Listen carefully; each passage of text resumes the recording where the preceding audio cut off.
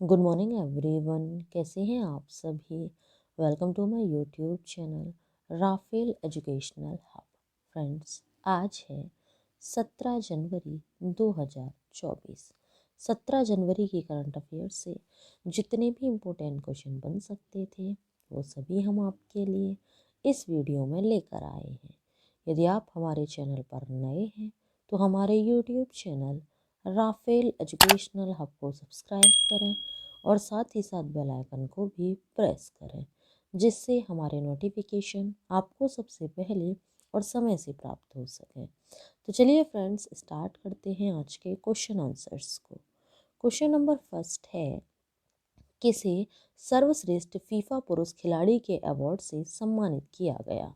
तो इस क्वेश्चन का राइट आंसर है option number B, Lionel Messi को किया गया। तो जानते हैं इम्पोर्टेंट पॉइंट्स। अर्जेंटीना के सुपरस्टार लियोनेल मेसी को एक बार फिर सर्वश्रेष्ठ फीफा पुरुष खिलाड़ी का पुरस्कार मिला है। उन्होंने इस रेस में एर्लिंग हॉलैंड और किलियन मम्बाप्पे जैसे खिलाड़ियों को पीछे छोड़ा। पिछले 4 साल में यह तीसरी बार है जब मेसी को यह अवार्ड मिला है। स्पेन और बार्सिलोना की स्ट्राइकर एटेना बोनमती को सर्वश्रेष्ठ फीफा महिला खिलाड़ी का पुरस्कार दिया गया। नेक्स्ट क्वेश्चन है, हाल ही में भारतीय नौसेना ने अपने किस जहाज को सेवा मुक्त किया। तो इस क्वेश्चन का राइट आंसर है ऑप्शन नंबर बी, चीता जहाज को सेवा मुक्त किया है। तो जानते हैं अदर पॉइंट्स। हाल ही में भारतीय नौसेना के जहाज चीता, गुलदार और कुंभीर को 4 दशकों की शानदार सेवा के बाद सेवा मुक्त कर दिया है। डीकमीशनिंग कार्यक्रम पोर्ट ब्लेयर में आयोजित किया गया और 3 जहाज़ों के राष्ट्रीय ध्वज, नौसेना पताका और डीकमीशनिंग पेनेंट्स को आखिरी बार उतारा गया। चीता, गुलदार और कुंभीर को पोलैंड के गिडनिया शिपयार्ड में तैयार किया गया था। इन जहाज़ों को क्रमशः 1984, 1985 और 1986 में भारतीय नौसेना में शामिल किया गया था। नेक्स्ट क्वेश्चन है, 75वें एमी अवार्ड में सर्वश्रेष्ठ ड्रामा सीरीज का खिताब किसने जीता। तो इस क्वेश्चन का राइट आंसर है ऑप्शन नंबर ए, सक्सेशन ने जीता। तो जानते हैं इम्पोर्टेंट पॉइंट्स। 75वें एमी अवार्ड की घोषणा कर दी गई है। द बियर और सक्सेशन प्रत्येक ने 6 पुरस्कारों पर कब्जा किया। द बियर को सर्वश्रेष्ठ कॉमेडी का खिताब दिया गया। रोड रेस ड्रामा बीफ ने सर्वश्रेष्ठ लिमिटेड एडिशन का अवार्ड अपने नाम किया। वहीं सर्वश्रेष्ठ ड्रामा सीरीज का अवार्ड सक्सेशन को दिया गया। ड्रामा सीरीज की कैटेगरी में कीरन कल्किन को सर्वश्रेष्ठ एक्टर का अवार्ड दिया गया। नेक्स्ट क्वेश्चन है, मेघालय खेलों के 5वें संस्करण का उद्घाटन किसने किया। तो इस क्वेश्चन का राइट आंसर है option number A, Draupadi Murmu ने किया। तो जानते हैं अदर पॉइंट्स। राष्ट्रपति द्रौपदी मुर्मू ने तुरा मेघालय में मेघालय खेलों के 5वें संस्करण का उद्घाटन किया। इस अवसर पर राष्ट्रपति ने कहा कि पूर्वोत्तर क्षेत्र में खेल और खिलाड़ियों के विकास की जबरदस्त संभावनाएं हैं। इन खेलों की शुरुआत साल 2001 में की गई थी। इसके चौथे संस्करण का आयोजन साल 2022 में किया गया था। 6 दिनों तक आयोजित होने वाले इन खेलों में 3000 एथलीट भाग ले रहे हैं। नेक्स्ट क्वेश्चन है, भारतीय नौसेना में नौसेना संचालन महानिदेशक के रूप में किसे नियुक्त किया गया। तो इस क्वेश्चन का राइट आंसर है option number C, vice admiral A N Pramod को नियुक्त किया गया। तो जानते हैं other points. Vice admiral A N Pramod को नौसेना संचालन महानिदेशक के रूप में नियुक्त किया गया। एएन प्रमोद को भारतीय नौसेना में नियुक्त हुए थे। एएन प्रमोद 1990 को भारतीय नौसेना में नियुक्त हुए थे। वह 38वें इंटीग्रेटेड कैडेट कोर्स नौसेना अकादमी गोवा के पूर्व छात्र हैं। नेक्स्ट क्वेश्चन है, भारत ने लिथियम की खोज और खनन के लिए किस देश के साथ करार किया है। तो इस क्वेश्चन का राइट आंसर है ऑप्शन नंबर बी, अर्जेंटीना के साथ किया है। तो जानते हैं अदर पॉइंट्स।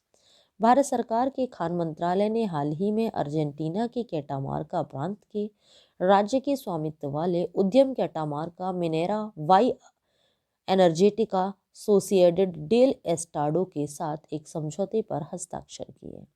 इसके तहत खनिज विदेश इंडिया लिमिटेड 5 लिथियम ब्लॉकों की खोज और खनन का काम करेगा। अर्जेंटीना एक दक्षिण अमेरिकी देश है। यह ब्राजील के बाद दक्षिण अमेरिका का दूसरा सबसे बड़ा देश है। नेक्स्ट क्वेश्चन है, समुद्री अभ्यास अयुत्या भारत और किस देश की नौसेना के बीच आयोजित किया जाता है?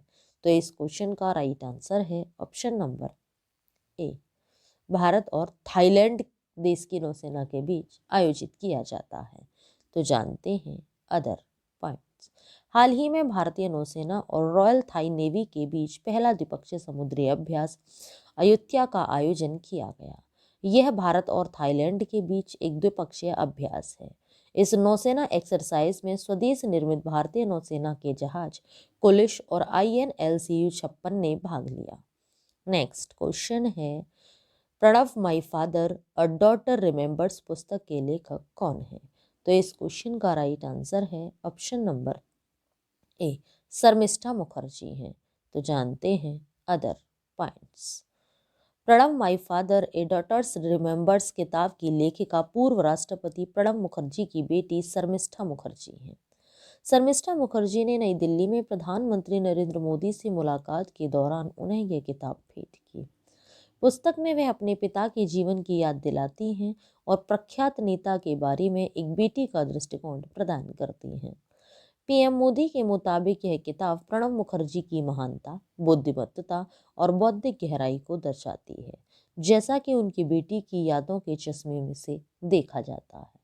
नेक्स्ट क्वेश्चन है, प्रोफेसर ललित साहू ने किस संस्थान में सौर ऊर्जा आपूर्ति के लिए फॉल्ट टॉलरेंट इन्वर्टर विकसित किया? तो इस क्वेश्चन का राइट आंसर है option number C, NIT Raipur संस्थान में किया। तो जानते हैं इम्पोर्टेंट पॉइंट्स।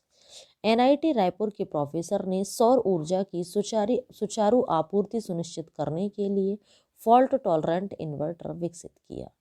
यह नवाचार सौर पैनलों से बिजली आपूर्ति के दौरान होने वाली खामियों को दूर करता है, जिससे आवासीय और औद्योगिक उपयोग के लिए निर्बाध बिजली सुनिश्चित होती है।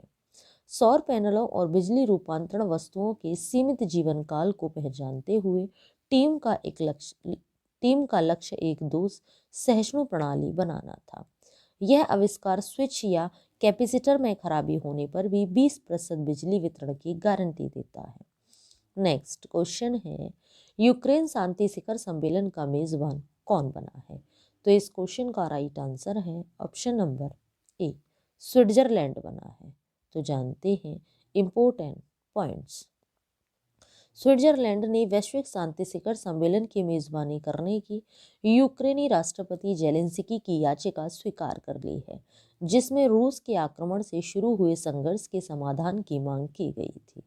यूक्रेन के राष्ट्रपति वोलोडिमिर जेलेंस्की ने 24 फरवरी 2022 को यूक्रेन में रूस की घुसपैठ से उत्पन्न संघर्ष को हल करने के उद्देश्य से एक वैश्विक शांति शिखर सम्मेलन की मेजबानी के लिए स्विट्जरलैंड के समझौते को सुरक्षित कर लिया है। स्विट्जरलैंड, जो अपनी तटस्थता और पिछली मध्यस्थता भूमिकाओं के लिए जाना जाता है, एक समाधान खोजने के लिए बातचीत की सुविधा प्रदान करेगा। नेक्स्ट क्वेश्चन है, दीव में हुए पहले बीच गेम्स में ओवरऑल चैंपियनशिप कौन सा राज्य बना है? तो इस क्वेश्चन का राइट आंसर है option number B, Madhya Pradesh राज्य बना है। तो जानते हैं इम्पोर्टेंट पॉइंट्स। मध्य प्रदेश उद्घाटन दीव बीच गेम्स 2024 में 7 स्वर्ण सहित उल्लेखनीय 18 पदक हासिल करके समग्र चैंपियन के रूप में उभरा। प्रतिभा के शानदार प्रदर्शन में मध्य प्रदेश दीव में आयोजित पहली बार बीच गेम्स 2024 में निर्विवाद समग्र चैंपियन के रूप में उभरा। जमीन से घिरे राज्य ने अपने एथलेटिक कौशल की गहराई का प्रदर्शन करते हुए 7 स्वर्ण सहित कुल 18 पदक हासिल किए। प्राचीन घोगला बीच पर 4 से 11 जनवरी तक चलने वाली इस प्रतियोगिता में 28 राज्यों और केंद्र शासित प्रदेशों के 1404 युवा एथलीटों ने विभिन्न विषयों में भाग लिया। नेक्स्ट क्वेश्चन है, हाल के ऐतिहासिक चुनाव में ताइवान के राष्ट्रपति के रूप में किसे चुना गया है? तो इस क्वेश्चन का राइट आंसर है ऑप्शन नंबर बी, विलियम लाई को चुना गया है। तो जानते हैं अदर पॉइंट्स। हाल के ऐतिहासिक चुनाव में विलियम लाई को ताइवान का राष्ट्रपति चुना गया है। चीन के चुनाव परिणामों पर प्रतिक्रिया देते हुए एक बयान जारी कर जोर देकर कहा कि ताइवान चीन का हिस्सा है। चुनाव परिणाम से बीजिंग नाराज हो गया है, जिसने बल प्रयोग से इनकार नहीं किया है और हाल के महीनों में द्वीप के चारों ओर अपनी सैन्य उपस्थिति बढ़ा दी है। संप्रभुता समर्थक डेमोक्रेटिक प्रोग्रेसिव पार्टी के विलियम लाई ने 40% वोट हासिल कर अपनी पार्टी के लिए अभूतपूर्व रूप से लगातार तीसरी बार राष्ट्रपति पद हासिल किया। ताइवान के सबसे बड़े सहयोगी अमेरिका ने लाई को उनकी जीत पर बधाई दी। राज्य सचिव एंटनी ब्लिंकन ने ताइवान की लोकतांत्रिक प्रणाली और चुनावी प्रक्रिया की प्रशंसा की। नेक्स्ट क्वेश्चन है, हाल ही में डकार रैली में स्टेज जीतने वाले पहले भारतीय बनने की ऐतिहासिक उपलब्धि किसने हासिल की है? तो इस क्वेश्चन का राइट आंसर है ऑप्शन नंबर डी, हरित नोआ ने की है। तो जानते हैं इंपॉर्टेंट पॉइंट्स। हरित नोआ डकार रैली स्टेज जीतने वाले पहले भारतीय बने। शेरको टीवीएस रैली फैक्ट्री टीम के राइडर हरित नोआ ने डकार रैली में रैली 2 वर्ग में स्टेज 8 जीतकर इतिहास रच दिया। स्टेज 7 में चुनौतियों का सामना करने और कुल मिलाकर 16वें स्थान पर रहने के बावजूद हरित ने चुनौतीपूर्ण रैली में अपने लचीलापन और कौशल का प्रदर्शन करते हुए वापसी की। जर्मनी में जन्मे और केरल में रहने वाले इस राइडर ने इस बड़ी उपलब्धि के दौरान पहले चेक पॉइंट पर अपनी श्रेणी में सर्वश्रेष्ठ समय बिताया। नेक्स्ट क्वेश्चन है, राष्ट्रीय स्टार्टअप दिवस कब मनाया गया है? तो इस क्वेश्चन का राइट आंसर है ऑप्शन नंबर डी, 16 जनवरी को मनाया गया है। अब यह दिवस क्यों मनाया जाता है, क्या उद्देश्य है, ये सारे पॉइंट्स हम जान लेते हैं। 2021 में एक महत्वपूर्ण घोषणा में प्रधानमंत्री नरेंद्र मोदी ने 16 जनवरी को राष्ट्रीय स्टार्टअप दिवस के रूप में घोषित किया, जो भारत की बढ़ती स्टार्टअप पारिस्थितिकी तंत्र की मान्यता और उत्सव में एक महत्वपूर्ण क्षण था। तब से देश में नवाचार और उद्यमिता को बढ़ावा देने के लिए सरकार की प्रतिबद्धता को रेखांकित करते हुए विभिन्न पहल और घटनाएं सामने आई है। नेक्स्ट क्वेश्चन है और आज की वीडियो का लास्ट क्वेश्चन भी है, प्रसिद्ध शास्त्रीय गायिका प्रभा अत्रे किस घराने से थी जिनका हाल ही में निधन हो गया? तो इस क्वेश्चन का राइट आंसर है ऑप्शन नंबर सी, वे किराना घराने से थी। तो जानते हैं अदर पॉइंट्स। प्रख्यात शास्त्रीय गायिका और पद्म विभूषण अवार्ड से सम्मानित प्रभा अत्रे का 92 वर्ष की आयु में निधन हो गया। प्रभा अत्रे हिंदुस्तानी शास्त्रीय संगीत के किराना घराने से जुड़ी थी। वर्ष 1991 में उन्हें संगीत नाटक अकादमी पुरस्कार से सम्मानित किया गया था। साथ ही उन्हें पद्मश्री, पद्म भूषण, राष्ट्रीय कालिदास पुरस्कार और टैगोर अकादमी रत्न पुरस्कार से भी सम्मानित किया गया था। तो ये था फ्रेंड्स आज का हमारा वीडियो। आप सभी को हमारा वीडियो कैसा लगा हमें नीचे कमेंट बॉक्स में कमेंट करके ज़रूर बताएं।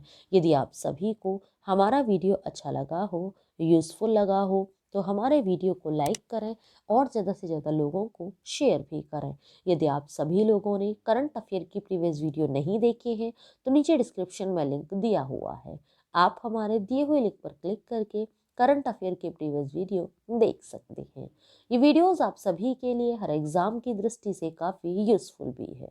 Thanks for watching video friends.